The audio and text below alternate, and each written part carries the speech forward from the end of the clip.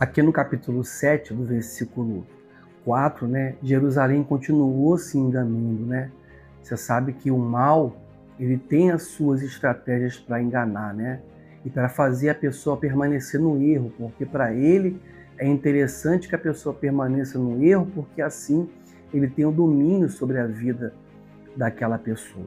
No versículo 4 diz assim, ó: não vos fieis em palavras falsas dizendo: templo do Senhor é este.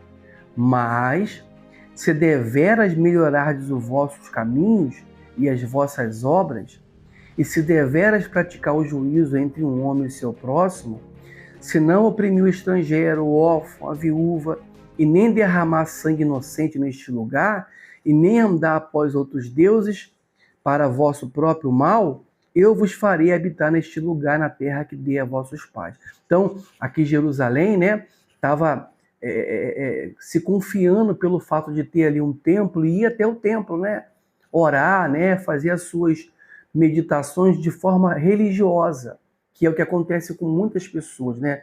Muitas pessoas se esquecem que o que é ser cristão?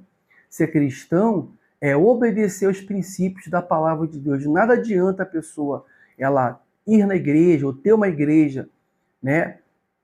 Se a pessoa não obedece à palavra de Deus, o templo em si não vai proteger ela, não vai guardar ela, né? Ela tem que ter a comunhão com Deus, a comunhão com o Espírito Santo. E como ter a comunhão se não obedecer à palavra de Deus? Não tem como. Então Jerusalém estava dessa forma e Deus falou, ó, se deveras não oprimir a viúva, quer dizer, não tirar o que a viúva tem, se andar reto, se não praticar o mal, quer dizer, em outras palavras, não é o templo, não é a ida ao templo, não estou aqui dizendo que não é importante ir à igreja, é importante. Mas mais importante é praticar a palavra de Deus, porque não adianta ir e não praticar a palavra de Deus, né? Oprimir a viúva, o órfão, né?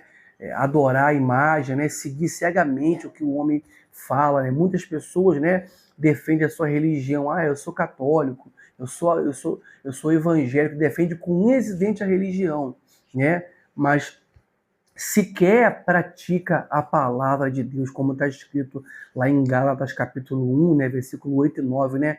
Que se alguém pôr algum firmamento além do que já está posto, seja ele anátema, né? Ou seja, amaldiçoado. E ele diz, ainda que um anjo viesse falar, né, para você, né, se não é o evangelho como está escrito, então ele não serve, não terá proveitoso para você.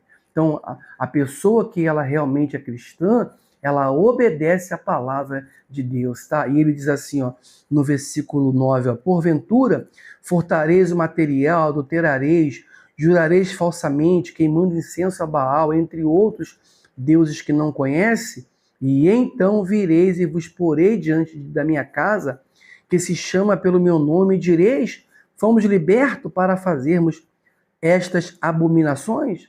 Quer dizer, a pessoa vai ali à casa de Deus, né? Se diz cristão, pratica tudo de errado, né? E depois ela vai ali jurar e dizer, não, nós somos cristãos, né?